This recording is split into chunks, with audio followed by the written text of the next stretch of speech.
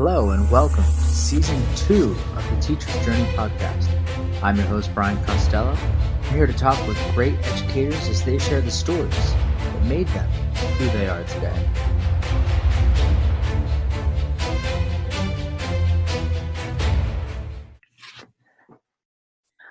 Welcome back once again to the Teacher's Journey podcast. I'm your host, Brian Costello. I'm joined this evening by educator and director of education at CUNARO, as well as an educator at St. Joseph's School in Hawthorne, California, the Archdiocese of Los Angeles.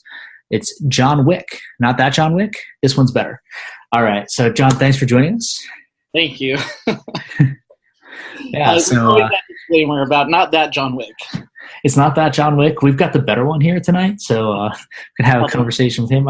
Maybe I'll interview Keanu Reeves later, but I don't know what he would have to say about education. But we'll see. I mean, you never know. He might have some interesting things to share. He might be an interesting pedagogist. Maybe.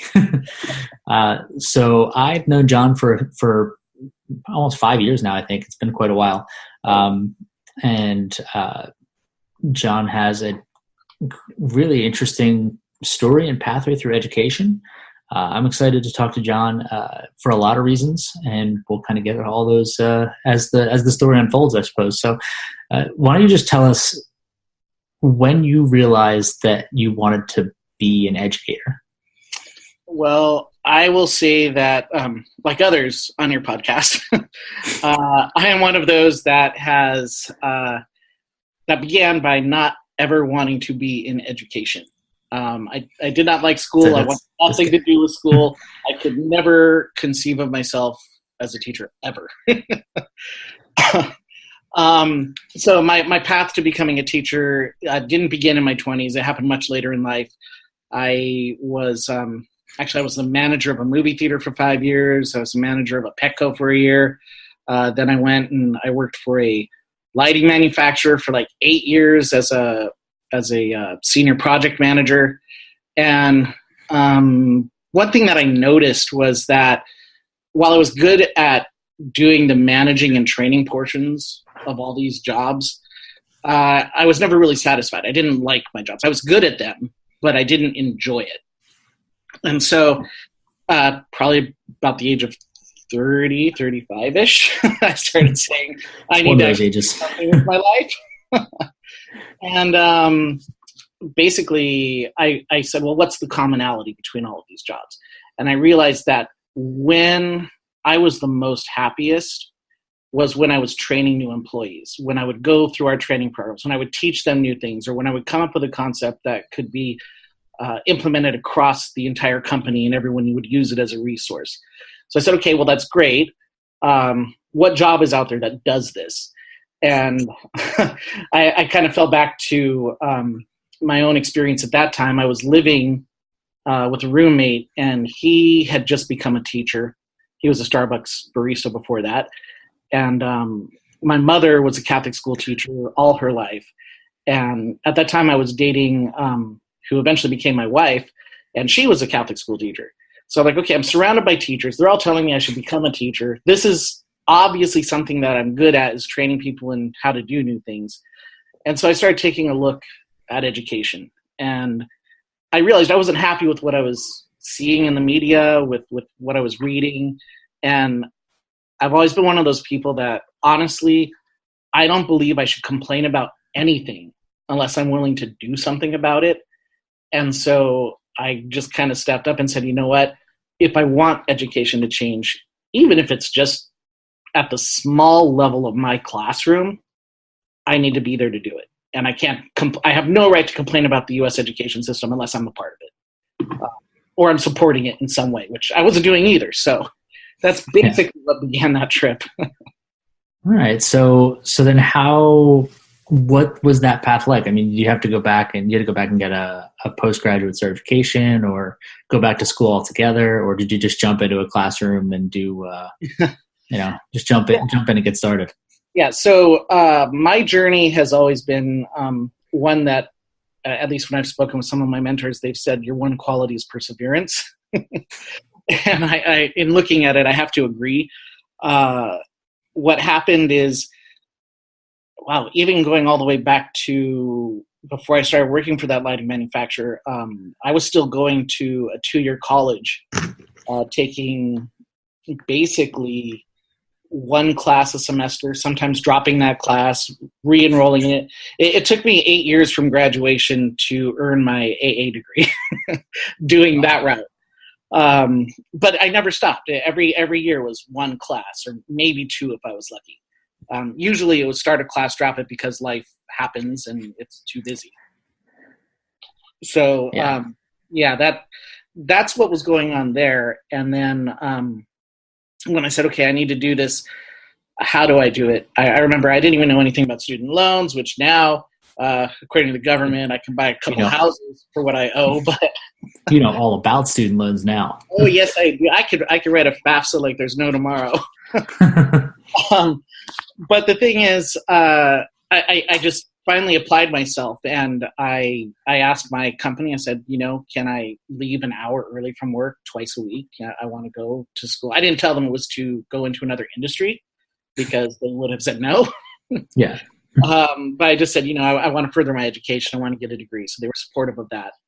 And I still remember the orientation meeting that I sat in, the lady who was up there giving it said, at the end of 2 years, you could either be right where you're at right now and be doing the same thing, or at the end of the 2 years, you could be right where you're at right now doing the same thing, but you'll have a piece of paper that allows you to do more. And I said, wow, okay, that's actually a really great way of looking at this. Is time is going to pass no matter what. It's just, what are you going to do with that time? And so it kind of gave me the kick in the butt that I needed to actually sign up for a program. And luckily it was a cohort program that was, one of those advanced ones to accelerate you through to the bachelor's degree. And it was designed specifically around becoming a teacher. So that it was everything just kind of, the stars aligned, the planets aligned, and it was the perfect time for me to jump in and do that. So go ahead. No, go ahead. Yeah. So I did that, and at the end of that, I realized, okay, now I have a BA.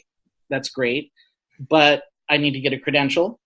I could go into the credential program or do credential and master's together, and the difference was something like 2 or 3 classes, so it was trivial. So I did the credential master's, and I was fine up until you get to that point where they're going to have to put you into an internship. And I realized, okay, either I'm going into an internship and I will have zero money. And at this point, I'm 35 years old. I have bills. I have a car to pay off. Yeah, you're not a college kid. You've been adulting for a while. So I was terrified. But luckily, at that point, I had married my wife, and she said, she would support me and help me out. And it literally came down to the week where I was supposed to start my internship. One of my classmates worked at a Catholic school, and she was very impressed with what I was doing with technology, which, I'm grateful that I love technology and I put it in everything that I do. And she was impressed with PowerPoint. So I'm like, okay, for me, not that impressive, but thankfully she was. So she mentioned me to her boss. They were looking for a technology person. And I went in there, they interviewed, and I said, I'm in the final steps of my program. Can you take me on? And they said, yeah, no problem. We'll do it. And so at the last minute, I transitioned out of the internship program, and I went into the actual trial by fire method of, you're a teacher. We're going to come in and evaluate you while you're teaching and learning how to teach. And so I went that path. There you go. You're building a boat on the water there. That's great. I mean, I think that as much as we can be prepared by other means, there's nothing that really prepares you for teaching like teaching. There's nothing that makes you a better teacher or prepares you as much as being in a classroom and being responsible for that classroom. Mm-hmm. I think that makes a big difference. Yeah. So, I look at it as, okay, I've had I've had a full semester's worth of a class on classroom management. Okay, that's great. I know all these great ideas and how to do it and all that. But the instant you're sitting there with 30 kids looking at you and they don't care what you've read or done, suddenly it's real. Yeah. Yeah, they got to make sure they're impressed by your PowerPoint. Exactly. But yeah, so speaking of which, so you got the job and you walk into the classroom. What was it like when you've been trying to figure out what you want to do, you've been bouncing around, you put a lot of work into the 2 years of getting to that point. What's it like when you walk into the classroom the first time and the door closes and those 30 kids are looking at you? They're your kids, you're in charge. Maybe you're in charge, maybe not. To be honest, I was terrified. I mean, I obviously knew I was going in there at that point without a credential. I knew I wasn't, even if I had a credential, I would have been going in as a complete novice. And so to understand and realize that I am even below novice level at this, I was terrified to no end. And being that I took on the technology teaching position, I wasn't just preparing to teach one class of 30 students. I was preparing to teach the entire school, kindergarten through 8th grade, every student. And, every age, yeah. Every grade level, every age. It was daunting in that I couldn't even put down name tags for, okay, this is where you sit, because I'd have to do that 600 times over.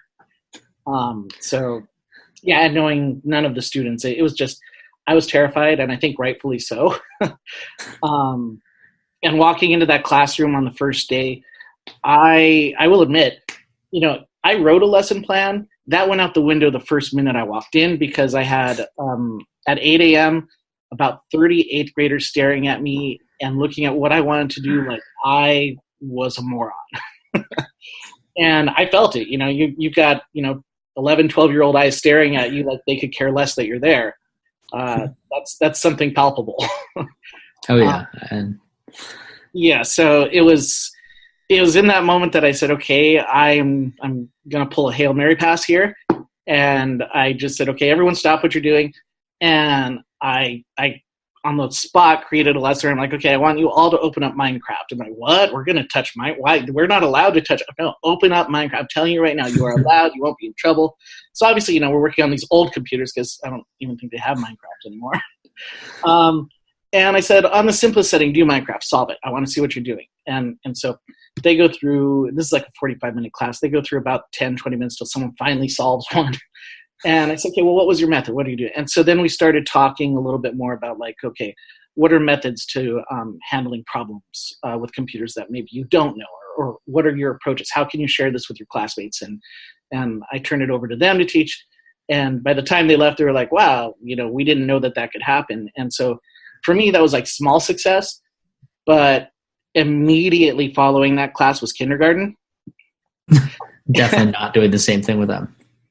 So they came in, their lesson went very well, but I learned, I think, as most teachers know, but certainly most all kindergarten teachers know, first day is nothing but procedures, and there's a reason for that. Yeah. At the end of class, I said, okay, everyone line up, and it was just mass chaos. Like they all just ran up, they pushed chairs over, pushing each other, and I sat there, and the realization came over me. Wow, they don't know how to line up. They have not been taught how to line up. This concept is new to them. I have fresh, new young minds that basically have only had 5 years of this world behind them. And I need to do something to help them understand their new role in the school.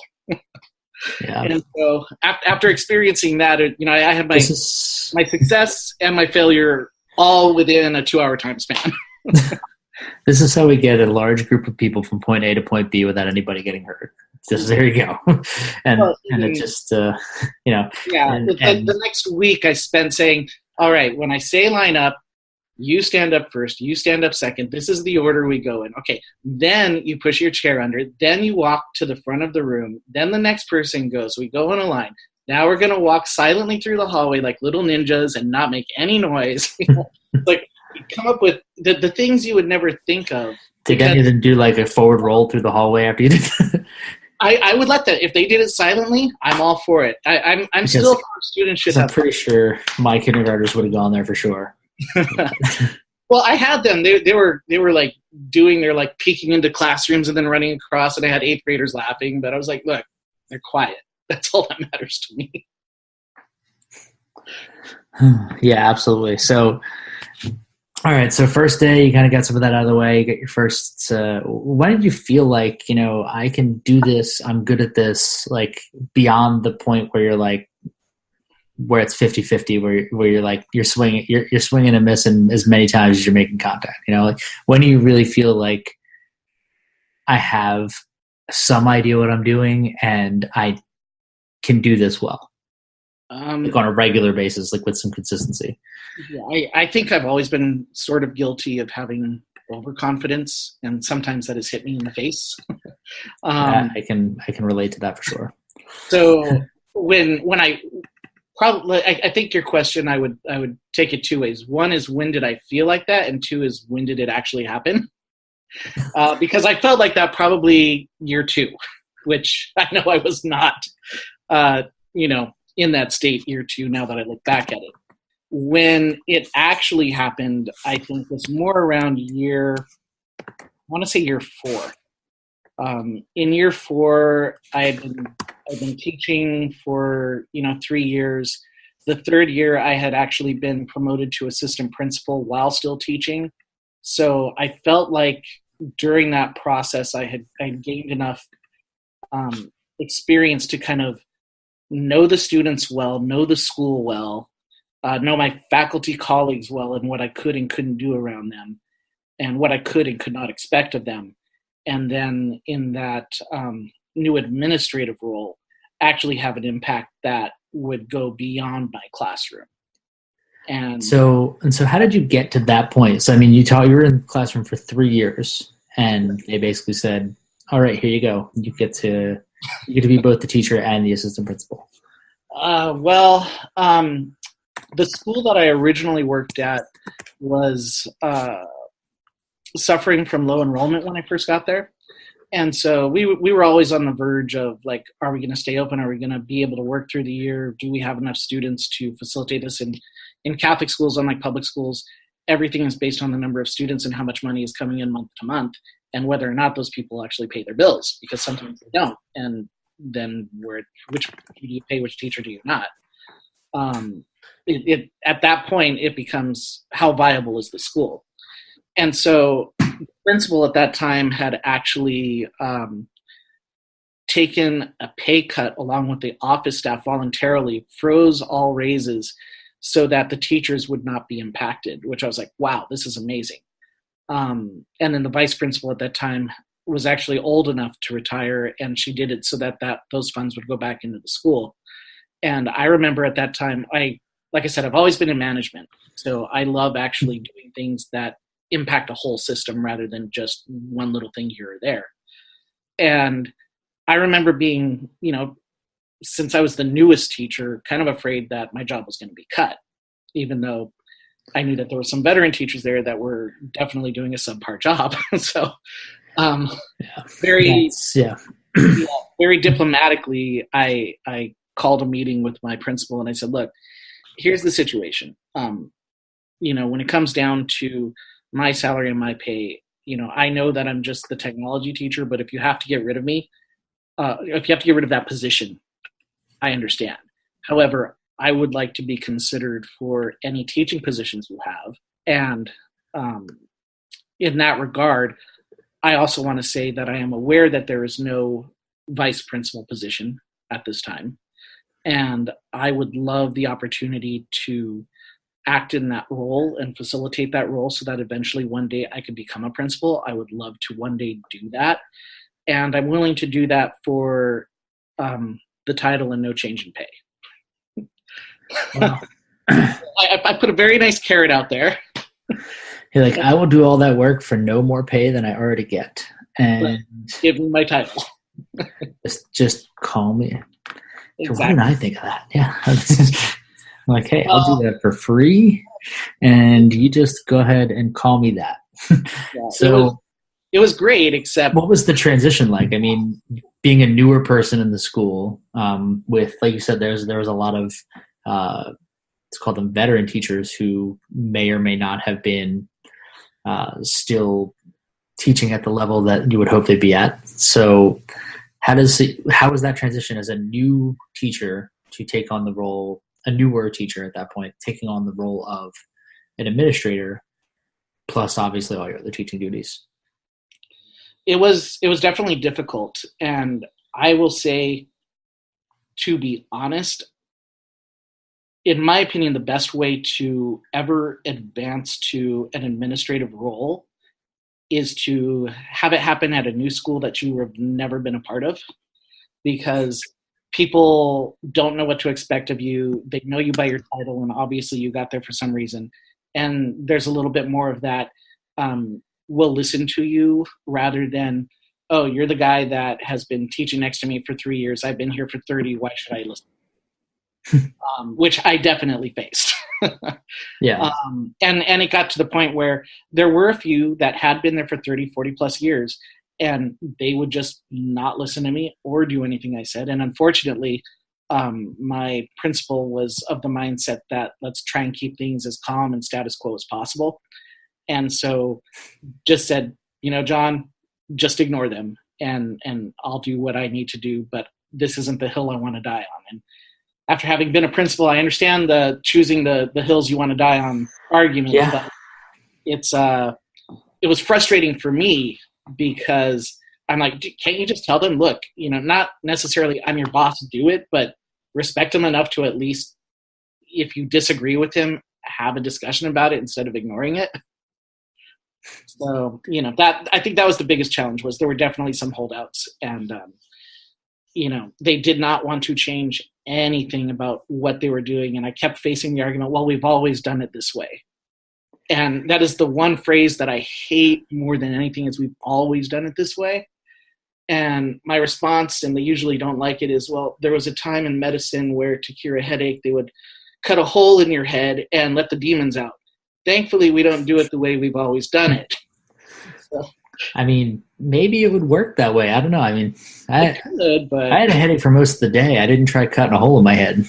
Maybe that would have been better. You might have a whole bunch of other different problems, but the headache would be the least of them.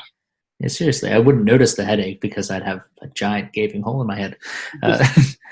Just reminded me of Ghostbusters when Egon says, or when Peter says, you remember that time you tried to drill a hole in your head? And Egon says, it would have worked. It would have worked. Yeah. But yeah, so there you go. You see, you moved into the vice principal role for a while, and eventually became principal. Let's talk about just some of the difficulties you faced as a principal in terms of trying to create, as you said, trying to create some change, and as you put before, picking the hills that you want to die upon. Because whether you're an administrator or a teacher, I think there are a lot of things out there, and there are a lot of differences of opinion in terms of what people find important, what people value, and what should matter. Well, my journey as a first-year principal was somewhat unusual in that at that time I was working for the Diocese of Orange, so it's another diocese not too far from Archdiocese of Los Angeles. And I had been selected as the principal of a school that was celebrating its 50th year of existence. So that's a huge celebration in any school, I think. And basically, at that time out here in California, there was the Crystal Cathedral Ministries, which had gone bankrupt and gone through bankruptcy court and had a whole bunch of issues. And they had been, a bid was placed by the Diocese of Orange to purchase it and renovate it and make it a new school. And it was literally a mile away from my school. And we were supposed to have about 3 years to plan and make that transition. And when it came known that, they needed to move much faster than that due to financial reasons and other reasons, I I was told after I was hired that we would be making that transition that year. So taking what was supposed to be a 3-year process, combining it into a 1-year process. I was a first-year principal celebrating 50 years of a school while closing it, while opening a new school and doing all the design on that. So when it came to making changes at the school site that I was closing, I was very kind of hands off.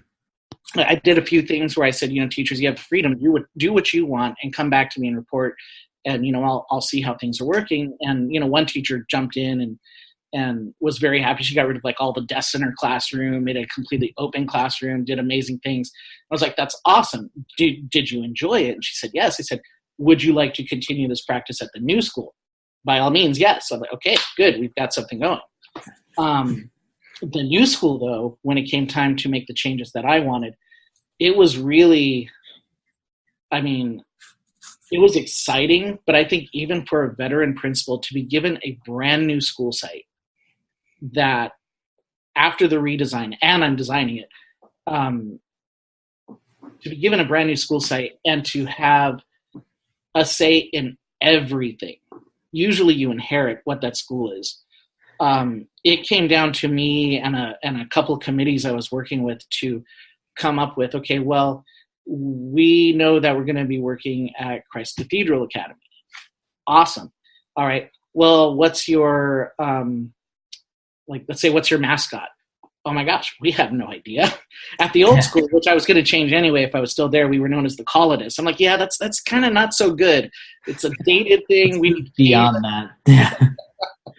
We definitely need to change it. So being that most schools like St. Joseph's School or another school might be, we're the Angels, we're the this, we're the whatever. It's usually religious based. And I was part of a school that was affiliated with a Dominican religious order network.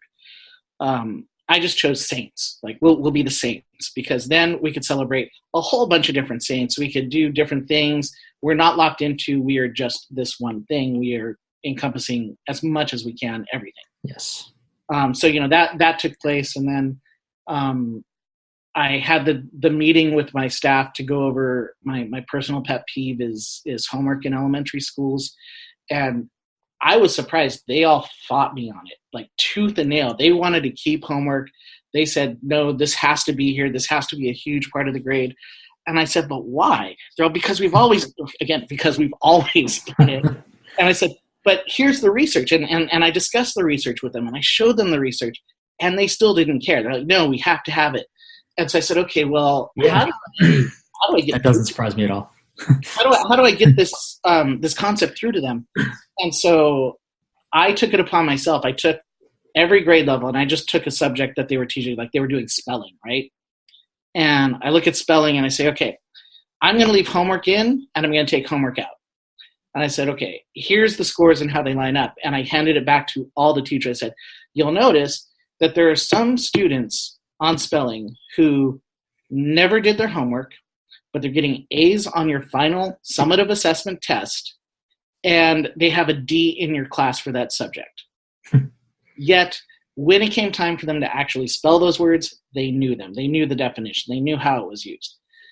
And then I said, conversely, here are students who have failed your assessment, but they've done every homework assignment, and they have a B in your class. I said, we have the problem here of artificially inflated grades, as well as not measuring assessment for students that actually know the material that you're supposed to be assessing them on. Suddenly light bulbs went off. They're just like, oh my goodness, we had no idea. I thought they're going to throw rotten tomatoes at you. Yeah. And so, I was like, okay, I basically said, look, I'm a little bit ashamed that it took me going through and poring over the data like this, because you should have done this when you started questioning what I was asking you to do.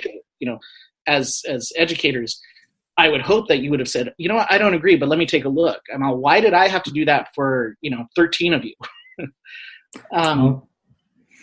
But, it is what it is. It's how it works.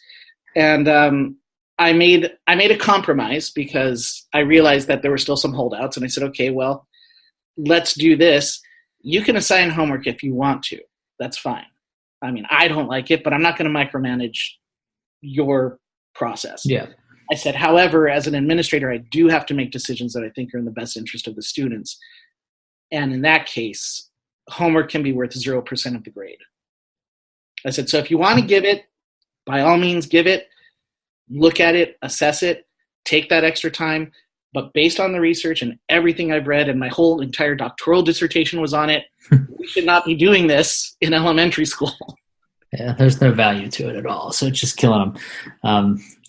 And so I've actually taken, that's an interesting approach to get their attention. I've taken a different approach at times with people where I lay out the time spent. Mm-hmm. Like, this is the amount of time you spend planning homework. This is the amount of time you spend checking homework. This is the amount of time you spend reteaching things that were done incorrectly on homework. If you don't do those three things for the homework, your homework is pretty much useless anyway. Yeah. So why are you giving it?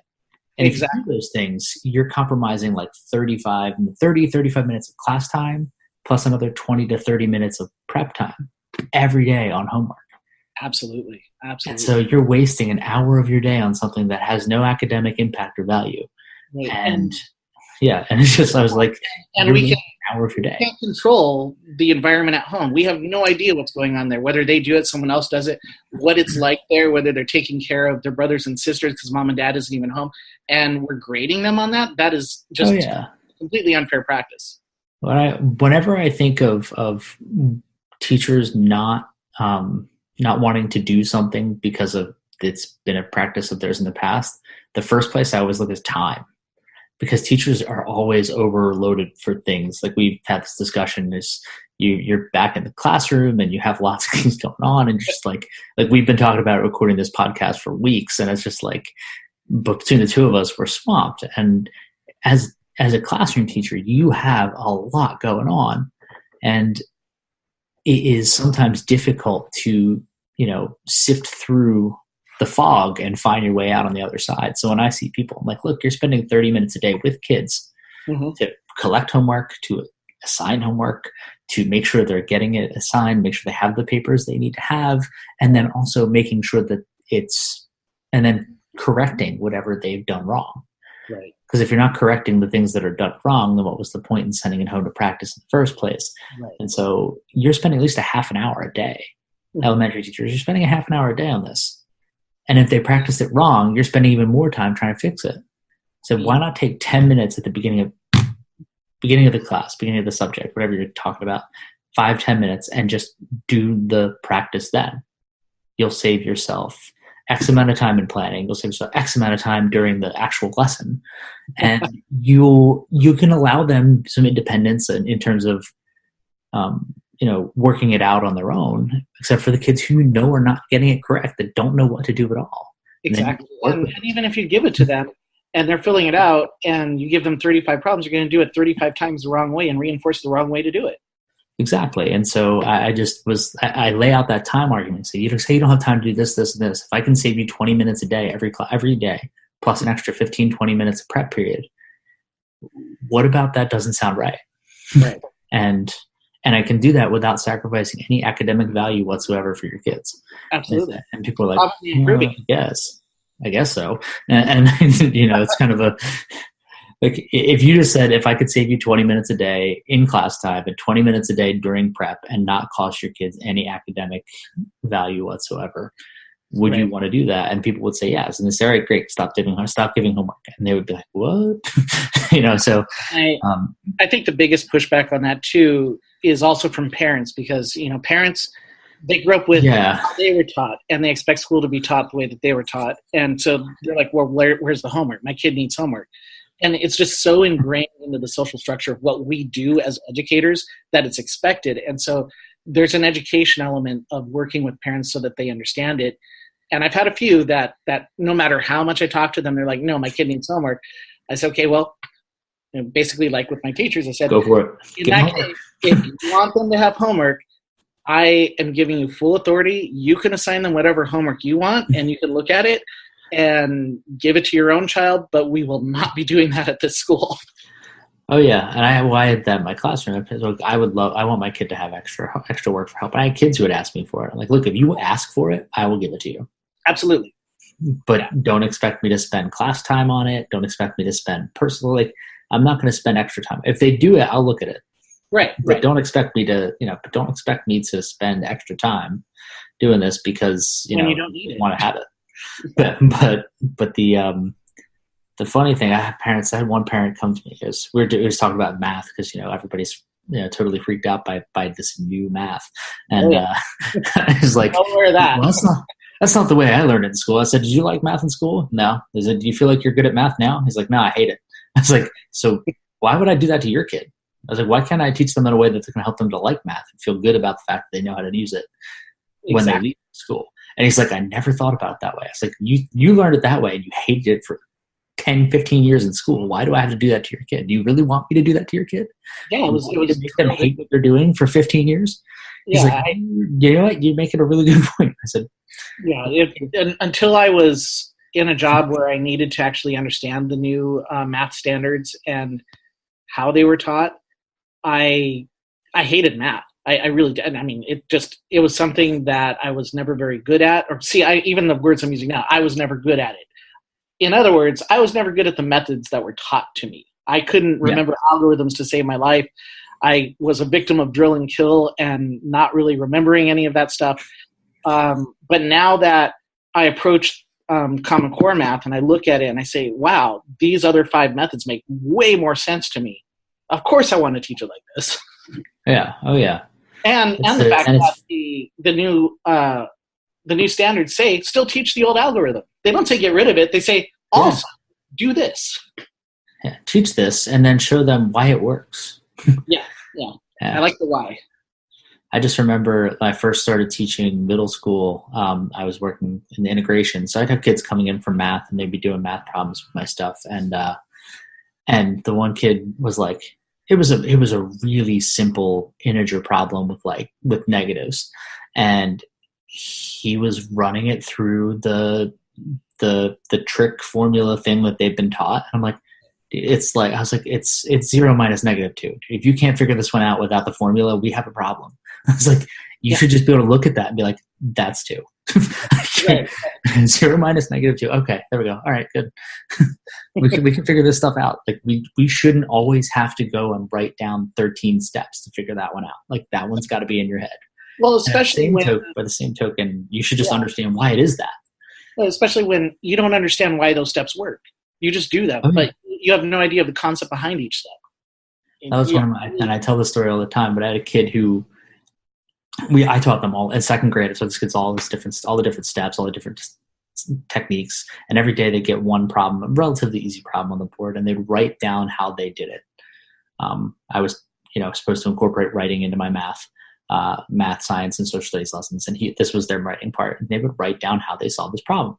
And he said he solved the problem. And I looked at his work and I said, what did you do?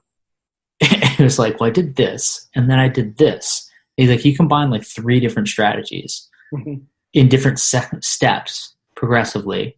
And it worked perfectly. And I'm like, I don't know if that'll work every time. And I said, well, let's try another one. And it worked. I was like, well, let's try another one. And it worked again. And I'm like, that's awesome. I was like, you win. I don't know what else to say. That's really cool. That's just but he just understood the way numbers work, and that's one of the benefits of how you teach math now, that if you're teaching it well, your kids understand the concepts of how the numbers work together. Yeah. It's basically understanding the universe and how it all fits. I mean, that's what it is. Way to put it. So, you dealt with a lot of difficulties as a principal in transitioning to the new school. You had some really great successes, did some really awesome things there. And at some point you moved away from that school district. Right. And became the director of education at CUNERO. So one of the reasons I'm really excited about talking to you is about I've had a lot of different educators on. I've had some administrators on. I've not had anybody who's worked in the EdTech industry talk about what they're doing. And what you guys do at CUNERO is just, it's mind-blowingly cool. It's very, people use the term cutting edge, but there really is, to me, it's a step above what most people are doing in EdTech. And so I'd love for you to just kind of talk about what that was like moving from being a principal. Obviously it's a big shift. And I know you love being a principal and I love being in school. we got a chance to do some of these incredible things with, like you said, with the new math standards and math education. So tell me a little bit about what the shift was like and Sure. what it was like to be, outside the classroom, working with education technology. So it was interesting in that, obviously it's going to take a lot to want to pull me away from being in a school, since I'm back in a school. Obviously that's my first love. Oh yeah. And art is. But I remember I was just kind of looking around, and I saw this one job posting, and what they were describing in it blew my mind. Basically it said, we're looking at a way of using, of developing software to teach Common Core math that will integrate with neuroscience and brainwaves in real time. And I was like, that sounds kind of cool. Like, what does that mean? And so, I went down and I did my interview, and they selected me, which was great. And as I was hired, I learned a little bit more that, the company had been around for about 3 years. They'd gone through a couple iterations of what they thought was going to be taking place. But they had applied for a government grant, and one of the criticisms that they had received was that there was no educator on the team. And so, validly that's so. a pretty fair, that's a pretty fair criticism. Yeah, so a criticism I've leveled at a number of education technology companies who asked for my opinion. I'm like, well, where's the teacher on your team? Where's the educator? Where's the person who's been in a school for sometime in the last 10 years? Right. And like, so worked as a teacher. I'm like, when? 1994? I'm like, exactly. If you've been out 5 years, it's too long, Yeah. So to their credit, they hired me and they took a look at it and said, you're fresh out of not only being a teacher, but being an administrator, understanding the education field from the inside. You have you have your credential, you're working on your doctorate at the moment. So basically, we shouldn't be questioned too hard on why we hired you.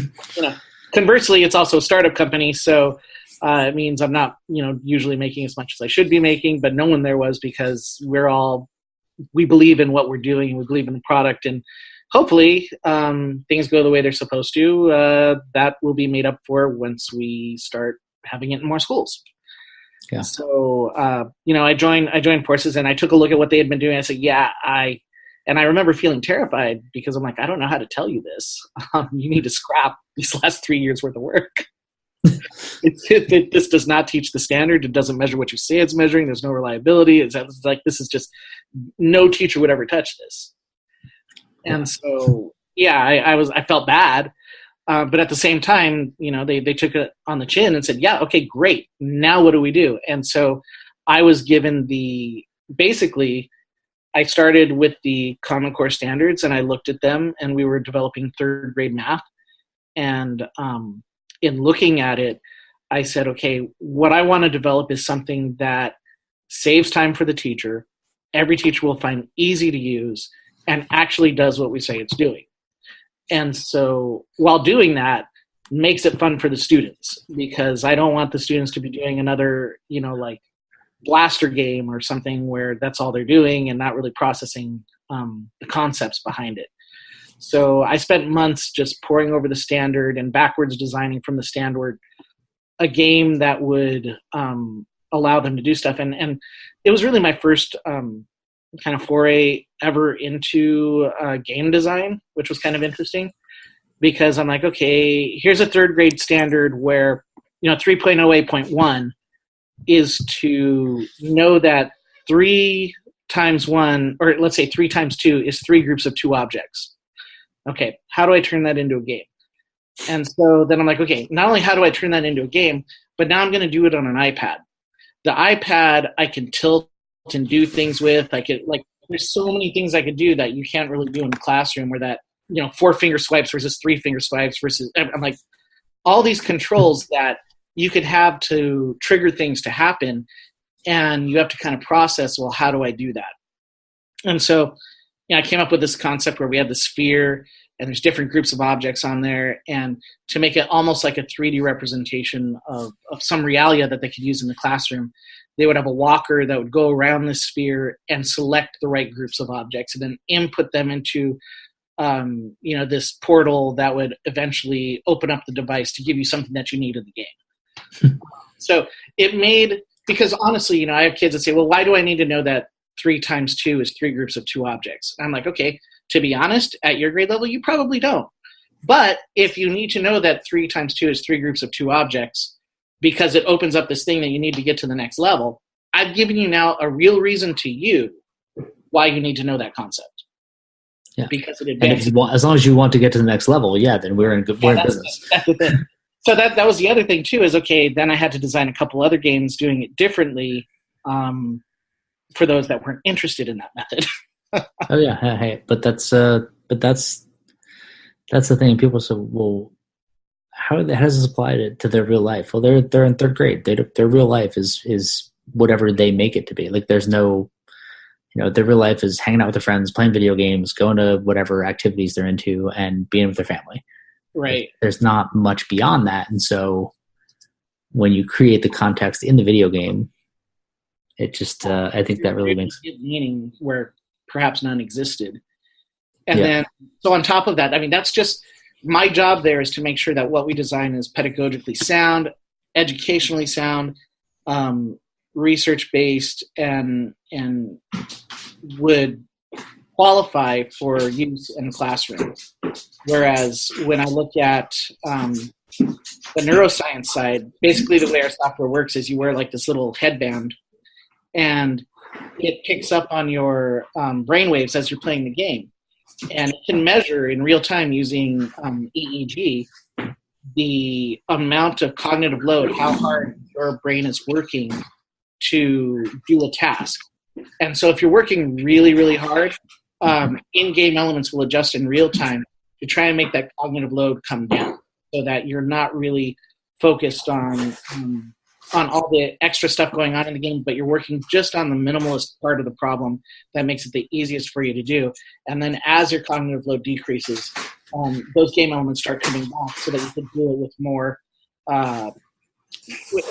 automaticity, to say. And then there are more and more difficult levels that add extra challenges on top of that, like a time challenge or some other objective. And when that happens, it basically allows you to really prove that you know the concept, because now you don't know it just by doing the problem, but you know it based against time, you know it based against other obstacles or in-game elements. And it's really interesting the way that works. Yeah, that is really interesting. I'm wondering, so does it account for those of us who are always thinking of like 9,000 things at the same time? Actually, it does. So that was my part, is I came in knowing nothing about the neuroscience or any of that side of it. And so I felt like an idiot. Sat with our neuroscientist, and he's going off on alpha and theta waves and the frontal cortex and what they all do and all this stuff. But at the same time, I was validated in that they didn't know what pedagogy was. They've never heard of E or scaffolding. It's like, okay, just in different realms. So are you talking about dogs here? No. So basically, what it does is every time a user plays the game, it creates a baseline reading of that user, and it adapts the algorithm to that individual user every time so that it gets more and more fine-tuned to work with how your brain works. So if you're constantly thinking of 9,000 things, it's originally going to put you like into this kind of grouping of this is where we think most average people start. And then the more times you use it, it says, wait, this isn't how this guy's actually working. Adapt and make it work to how he actually thinks. That's pretty wild, and especially in the age now where we talk a lot about really personalizing learning. I think that's incredible in the way that you can make learning so personalized that it is, adjusted for how your brain is working, not just in general, but also on that given day. Like, it's going to what so if you come in distracted and frustrated, rather than the kid who's super distracted that day because his dog died or something, and you're like, you can't really get through to that kid to focus on the complex tasks they would normally be able to. It will bring it down for them over time and help them And make it as simple. We've actually had meetings on that very topic where we've discussed, okay, well, as they go through the initial, setup and it's taking their baseline of it saying, basically, are you in a mental state that's ready to learn, that can handle this? And even having the game come to a point where it says, you know what, take a break, go outside, or like do something else or go through these exercises, because doing this right now isn't going to be beneficial to you or anyone. I mean, there is a point at which your mind just isn't ready for it. And to have, it's just hard data. You could look at the data and tell, no, this kid, this adult, whoever it is, isn't ready just by seeing how hard their brain is working or where it's at. And so, as crazy and interesting and incredible as all that is, you're still drawn back to the classroom, and I think that's another interesting piece. Is I know a number of people who have left their classroom positions to work for other companies, work for work independently as consultant contractors and things like that. And one of the hits I think that a lot of people will give is, you're no longer in the classroom. You're no longer working with kids, and so you lose credibility in a lot of ways. And I know that some people will say that they're in classrooms every day or frequently, and that's great. But I think that there's something about being in the classroom that's a bit different. Yeah. So to talk about returning back to the classroom, balancing it out with your responsibilities with Cunero and things like that. Right. Well, I mean, first of all, I'd like to kind of broach that topic that you brought up, because I definitely faced that as soon as I was out of the classroom. I was no longer credible or relevant. I still have a blog and I need to update it and do a ton of stuff with it. I just haven't got to it. But I remember being criticized heavily like 2 months after I left the classroom. Oh, well, he's not a classroom teacher anymore, so he has no right to talk about teachers or what we do. And I was just like, what? This is like 8 weeks ago I was in the classroom. What are you talking about? But it was like, oh, no. There's still chalk under my fingernails. he jumped ship, so yeah, he has. And I remember getting into a very heated, online Twitter back and forth, where luckily I had a good, PLN behind me that stepped up and said, no, you don't know John and what he's been through. And yeah, he does have a right to talk about this. I think that is it's a real struggle, especially if you're considering leaving the classroom for any reason, because you are giving up what I think 80% of educators would call your ability to speak as an authority on what they do, no matter how much experience you've had. Yeah. That is not the reason why I went back into the classroom. I could deal with it, of course. But for me, I miss the classroom. I love my job at Cunero. I love what I do. And I'm in an office. I have my own office. I do everything, 8 to 5, and it's great. But I'm not interacting with kids. I'm not working with them. I'm not helping them learn. I'm not seeing the light bulbs go off. I'm not, trying to make positive change in a way that for me is rewarding every single day. And so I looked for a long time, and I will say, thankfully to Twitter, which I've been criticized for using, because I make no apologies for the statements I make on Twitter, because every single one of them that involves education, I firmly believe in what I'm saying. And I'm also of the mindset that you can change my mind on that, and I will retract what I say if I'm like, oh, wow, that was a really good argument. I was wrong. Mea culpa. I will go with that. But for the most part, everything I've written... disclaimers on that. How many times has that actually happened? Maybe like once, and it wasn't a full... It wasn't really a full, I'm changing my mind. It was more of a, all right, I could see your point and how people would agree with that. And because, we're in education, I'll agree that you have a valid point, but I'm still not 100% on board. Yeah, I still prefer to do it this way because these points make sense to me still. And yeah.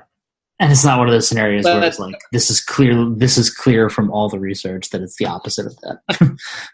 Well, I mean, I've even had those arguments, and even recently, I was in one where it was someone who always argues on Twitter with me about anything I post, and it was research-based. And I basically just said, look, you and I both know we're on opposite sides of the spectrum on this. We both know that we've looked in depth at the research on this. We both know that you think it's all trash, and I agree vehemently with it. We just need to walk away from arguing with each other at this point and just let others decide what they want. But I'm not going to argue with you on this because we're just going to talk in circles. Yeah, I've done that a lot with a number of people where I'm just like, I'm not doing this anymore. And I'll tell you what, my life quality improved online. Just like, I'm going to say what I'm going to say, and you're going to say what you're going to say. We've done this dance plenty of times.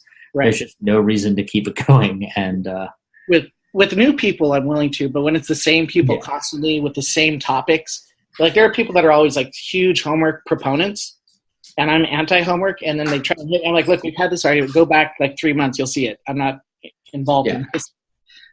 What I post is for the new people, and if they want to engage with me, that's great. We can have this discussion, and then I'm fine with people having differences of opinions. There are completely different philosophies of education to which I hold, and every teacher has a right to have those. But I think that every teacher should have a reason why you stand behind them and be able to articulate why you believe it. And if you can do that, then in my opinion, you deserve to be able to say what you want. So this just makes me think of like the difference between you and I at this point is when I was in college, I went to one of my professors was going to be explaining the main themes of his book, philosophy on ethics and morality. And there were some pretty, like I, as a junior, sophomore student, identified a handful of things. I'm like, that just doesn't quite make sense to me. And so he's sitting in this room are all of the philosophy department professors and a handful of other professors and people visiting to listen. And I've got, my one professor who was my thesis advisor, and the other professor I had who was the first person basically who knocked me down a peg or two. And when, like I said, he had that overconfidence thing, and he basically just he learned me a thing or two about being overconfident and things. Yeah.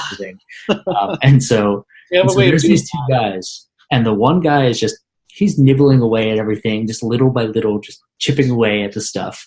And then all of a sudden, the other guy he says, I have a question. And he asks his question, and the room just goes dead silent. And the other professor who's defending the main thesis of his book is basically, I can't account for that. And he got up and he walked out of the room. And I'm like, there's those two contrasting styles. The one person, he's just chipping away at the argument. He's going to keep dancing around it, keep getting to those points. The other person's just going right for the jugular. It's like, it's over. I'm not having this conversation. We know this doesn't work. Right. And that's kind of where I'm at right now when it comes to online interactions. Like if you say something that just doesn't work or isn't, like, I'm going right to the strong stuff, because I've been through those arguments so many times. Right. That I'm just like, I don't need to have and maybe they do, and maybe I think that you have a positive piece from that. Mm-hmm. From in that regards, and maybe there are people who do still need to have those longer, drawn out discussions that engage everything. And then, but I'm like, I don't know. I'm just going right to this point here. This is the point that won the last 17 times I had this argument, so I'm going to go ahead right to here. and so I think it's interesting. I think your point though is a good one, in that there are people. There's always newer people who come online to have those conversations, and it is, I think, useful for them to work through that internally and then out loud sometimes, publicly, because it gives them the opportunity to think through the whole thing. Right. And I totally support that. Even if they come to a conclusion opposite to mine, I support the process. You need to think critically about what you do and why you do it. That to me is the big takeaway. Like, don't just say something and walk away with a soundbite that every teacher's like, yeah, what are you talking about? Or the soundbite where everybody blindly was like, hey, this is awesome. And everybody shares the same thing. And you look at it like, wait a minute, no, that's not right. That shouldn't be a thing that people say. I've openly criticized movements and been made fun of for it. But, there are just certain things that bug me, and I'm human and I will make mistakes, but there's things that bug me that I'll talk about. We all do. I mean, we all do. But like I was saying, I've been criticized for how much I put myself out there on Twitter, and even told you need to stop because no one's going to hire you. Like, look at all this.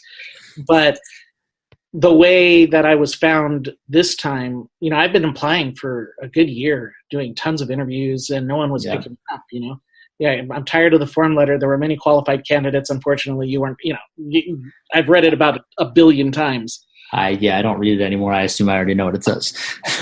Yeah, but luckily I was actually engaged with another administrator online on a topic that had to do with education and science.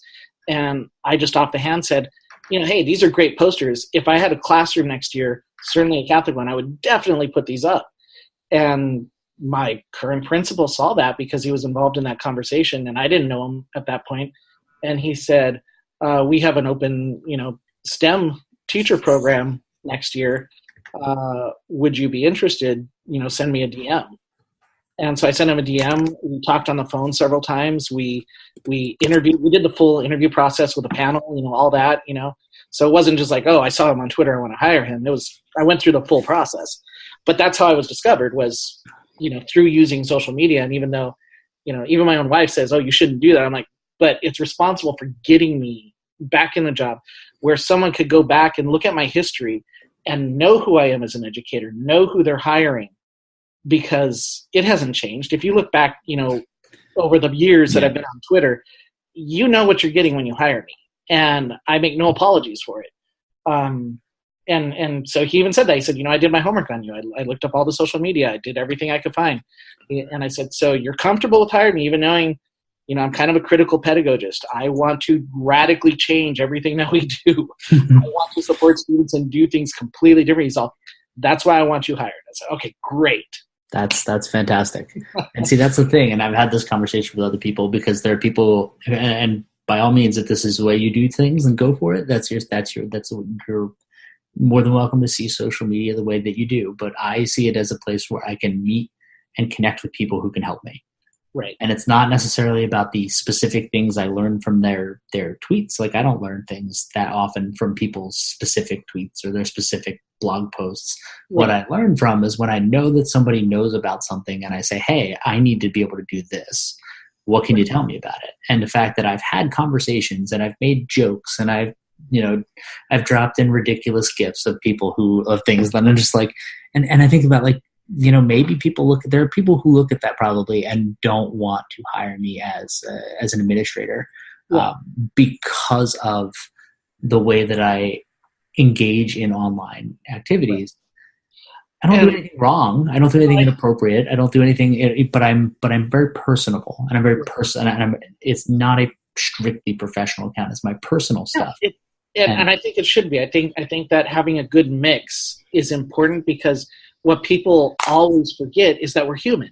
I remember being called into my superintendent's office at my second year as principal. And he says, look, I don't know how to have this conversation with you. And I said, okay, like immediately red flags, bells, whistles are going off. What did I do? And he says, everything. Well, your Twitter account, it doesn't really look very professional. I said, well, it's not. It's not designed to be. He goes, well, you don't look like a principal. And I said, I take that as a compliment. Oh, am I supposed to look like, the traditional 50-year-old white hair balding man with glasses that wears a suit and doesn't do anything? And granted, I looked at my picture and I was wearing just a normal green jacket. I was wearing a hat that had nothing on it, nothing printed on it, sunglasses, and I was at the beach. And I'm like, I have no problem representing that as me, because that really is me. Yeah. And he said, well, you might want to consider changing it. I'm all, well, I just considered it and I'm not doing it. Yeah, hold on. Let me think about that for a second. Not doing it.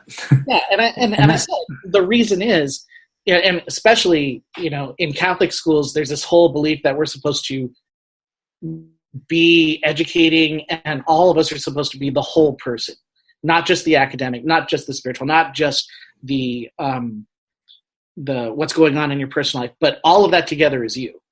And I said, you're asking me to forget all other aspects to be just this one ideal that I don't even believe in.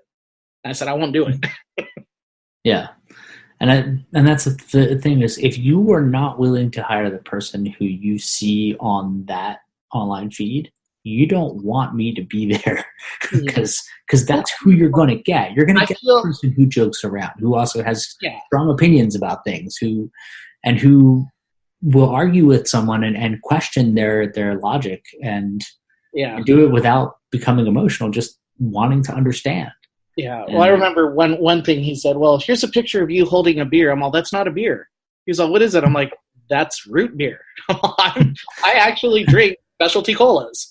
I'm all, you made an assumption. And I know other people can make an assumption, but at this point, I'm 40 years old. I'm not allowed to have a picture of me with a beer. Prohibition's passed. I think I'm okay. Yeah. And I have the same discussion with people about like wearing jeans and t-shirts to school on days that I'm allowed to wear jeans and t-shirts and stuff. I think we should be allowed every day. Oh, so I mean, well, if you're allowed crazy things. If you're allowed one time, why not whenever? But that's a whole nother conversation. I'm just like, look, I get there's some people who come from different backgrounds, people who come from different places. They want to dress professional because they want kids to see someone who looks like them in a professional role. Right. I want kids who see me. Yeah, and I want kids to see me. And sometimes, I want them to see me as a professional, but I also want them to see me as a person. Right. Because I want them to feel comfortable coming to me with things that are personal. I mean, and being that I am a professional, but I am also a person. Right. And my public presence suggests that. Yeah, and I think a lot of it goes back to, the whole, and I mean, I'm sorry, I'm just a huge proponent of critical pedagogy. And going back to like the understanding that we are not the keepers of knowledge in some ivory tower that has to hand it down to these blank slates, tabula rasa style, and here you go, and now you have the knowledge. Rather, we are teachers and students together. I am a student as much as the students in my classroom, and I learn from them as much as they learn from me, and together we form knowledge. That's Absolutely. What's most important to me. And I think those people that need to they need to have that persona where I am the authority figure in this. It's because that's how in our society we've been brought up to be teachers, to do things, to be professional, and it's expected. So you do it. But I think you lose some of where we as a society are going. Even, to bring this back to like the use of Twitter, there are those that say don't do it, but I think that they don't understand the platform and how it can be used and how it should be used. I have a lot of teachers that say, it's strictly professional. Know this, know that, only professional use. Don't. And I'm like, if that's the way you want to do it, then go for it. Right. But you're gonna deal with me making jokes about this and doing that, and like you're gonna be in the same space with me, and I'm gonna be doing this, and this is how I'm going to interact. And the reason I do that is to build connections with people. Because I don't see it as a place for me to dump my crap. I think it's a place for me. I mean, I say that as I'm recording a podcast that I'm going to dump on a Twitter in a minute. But I think that's the point. Is when we do this, we're not doing it irresponsibly. Like in all the things that I've ever done, especially when I'm complaining about situations, I've had schools and districts that have thought, "You're talking about me. How dare you criticize me or my school or this teacher?" But I defy anyone to go back through my Twitter feed and see where I said this particular teacher, this particular school, this district, this state, this person did this, and it's stupid. I've never done that. I've always said there's an organization. I hate when organizations do this. I hate when schools do this. I hate when teachers punish an entire class for the actions of a few. And I've been called out and said, "You're picking on my school." I said, "No." I said, usually by the time I post something like, "I hate when teachers punish all students for the actions of two," it's because I've had Twitter conversations with about 6 other teachers that have brought it up to me. And I'm like, this has to stop. Yeah. And I bring it up. And if you're seeing a truth in that in your own school, it's because it is such a prevalent problem. And perhaps you should address it instead of saying I'm picking on you. Yeah, you need to take a look at yourself in the mirror rather than reach out and start complaining about me picking on you. Yeah, and if it resonates, perhaps examine yourself. Yeah, if you find truth in that, then maybe you need to examine why. as opposed to worrying about the fact that I'm saying it. I think there was one meme where it was like Morgan Freeman, and he says, I wasn't talking about you, but if the expletive shoe fits, go ahead and lace it up and wear it. Yeah, I mean, and that's absolutely, it's so important to be aware of what you do, and if you feel like this applies to you, then maybe you need to think of why. But I think in that, you and I both, in being careful, and I think this is one thing where those people that want personal and professional accounts could benefit, is perhaps just having a set of guidelines that they always go by. I will never call out a school for anything negative, only positive things, or a teacher or a district. I will only say positive things, with the exception of the state of Indiana, who decides to charge children for textbooks. I'm not going to call anyone out. Yeah, that's a bit excessive. And I've seen kids that do textbook charges. It's ridiculous. But the only thing I will say that, I told personal stories in my book. And the personal stories, I won't call anybody out by name. I won't identify anybody specifically. Right. If you know the scenario, if you are familiar with it already, you know who those people are. And there's not much you can do about that. And you protect student data. You protect families. I mean, like I said, I may talk about situations and things that have happened, but I won't say who it is. And if you do, and you're able to tell from that, that's because you were involved in it. But anyone else there will never know. Yeah, unless the other person goes out and starts talking about it. But that wasn't me. Yeah, and so and the thing, the reality, that's where I was at. That was what I lived through. And the stories weren't framed about someone else. They're framed about me and my experiences in that. And a lot of the times, what I think is interesting is when I self-examined through those stories, in the moment, I very much so felt like it was something that other people had done, or it was an issue that other people had with me. When, as I reflected, I'm like, well, this is what I could have done differently. And that's how I present a lot of those stories, is I could have done this. Right. I learned this from that situation because I wasn't doing blank. And I think it's a healthy way to look at those things. I think it goes all the way back to like you were talking about philosophy. The unexamined life is not worth living. We need to be self-reflective, and one way to do that isn't just us talking to ourselves, is to put it out there and to get feedback. Because I have done that, where I've maybe complained about something, and then someone has come up on Twitter or another thing and said, "But what about the teacher that does this?" And I went, "Oh, wow. I didn't even consider that. I didn't even think that was going on." Yeah, you're right. For them, I totally get it. But for me, no. Yeah. Oh, yeah. And so, John, you and I could probably talk for like 3 more hours about all this stuff. But we probably lose people's attention span if we haven't already. I just want to wrap it up with 2 more things. Sure. Let's call it 3 things. So one, John's talking about revamping his blog. If you haven't read John's blog, which is Revigaji, there are some of my favorite posts that exist ever on John's blog. And he does a phenomenal job of sharing that stuff out. So if you are interested in reading some really great, really moving stuff, check out what John's got there. It might be a few years old, but there's a lot of good stuff to read. And if he starts getting it up and running again, I'll be really excited to read it. I have full plans to bring it new life and hopefully a lot more interactive than what it was. I just need to get myself situated in my I guess, new birth as a teacher again, and then I'm going to jump back in. That's totally fair. I understand it completely.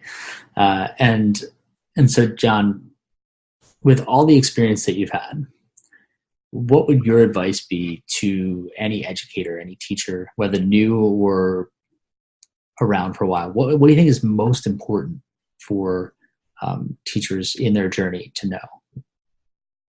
Have a reason for everything that you do. Don't just do it.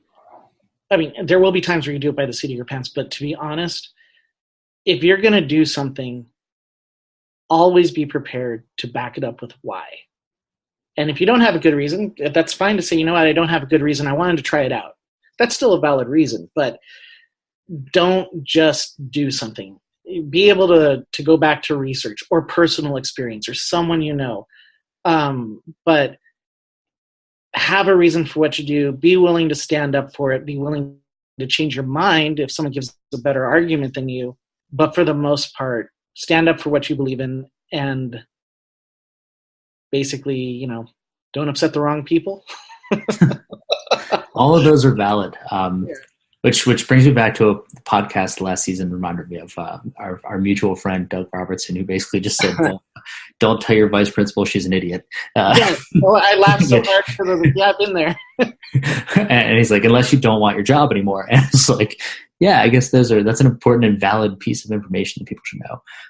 But yeah, I think that you make some really good points in terms of backing up what you do with why. And there are going to be times when you just do it. You just do it and it happens, and then you look back and think, okay, but admit it. If you did it just to do it, say it. Don't waste time trying to validate it.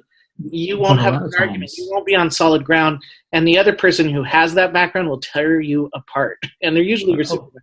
But a lot of times when you just do something, you're doing it based on whenever, at least for my case, whenever I just do something, it is based in the principles and the beliefs and the ideologies that I hold true in education. Yes. So if I'm just going to do it, it's something that fits already with the rest of that stuff. Right. And so the way you articulated that is exactly how I would say that to an administrator who questioned something that I just did. I say, you know what? I wanted to try this because it fits with my core beliefs and what I know in my experience and blah, blah, blah. That's a great answer. But to say, yeah, I just wanted to try it out, you're on shaky ground already with someone who's already questioning why you're doing something. Yeah, I had an administrator once who did this. Asked the same thing. So I was like, he's like, I know you went and checked this out, and he said, like, I know you researched this. So tell me, what do you think? And I said, everything I researched, and I tried to find supporting research, even though I didn't like it. That was the way I looked at it. I tried to find supporting research. I couldn't find it. Nothing about the way our school works looks like this is going to work. He goes, yeah, I'm just going to go ahead and do it though. It's like, but right. also as teacher learners, we are supposed to be trying things. And oh yeah. And conversely, like, yes, I say go to the research a lot, go off of experience, but there are times where your own experience and your own microcosm in school culture is so different that sometimes you do need to just try it and experiment. But I guess what I'm saying is be open about, yeah, I was experimenting. That's fine. That's valid. But don't just say, I don't know. Yeah, absolutely. I would say, for new teachers and all teachers, if you have a good argument or reason for something, just articulate it. And 9 times out of 10, even if the person disagrees with you, at least you've made your case. Definitely.